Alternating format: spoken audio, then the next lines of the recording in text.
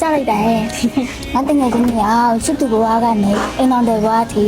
ချစ်ခင်နဲ့လက်တွဲတောင်းနိုင်ပါလေငါစတောင်းပေးရနော်ပြီးနေစနေများကြီးပါစီကြတောင်းပြီးတောင်းနိုင်တယ်ချိန်ချိန်မှနဲ့လေးပြန်ခဲ့မင်းချစ်တွေထားခဲ့ငါရင်နဲ့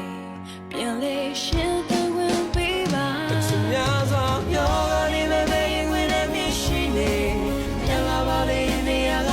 လည်းပွေထားပါလေ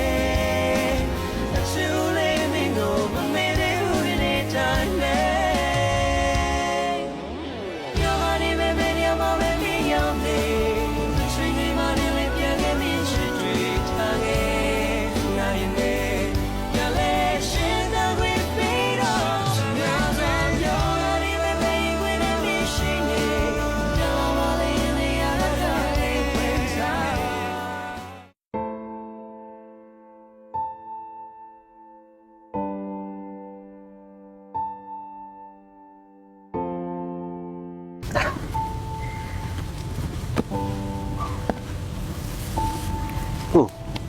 ဘာဖြစ်လာမျက်နှာလည်းမကောင်းစူပုတ်နေ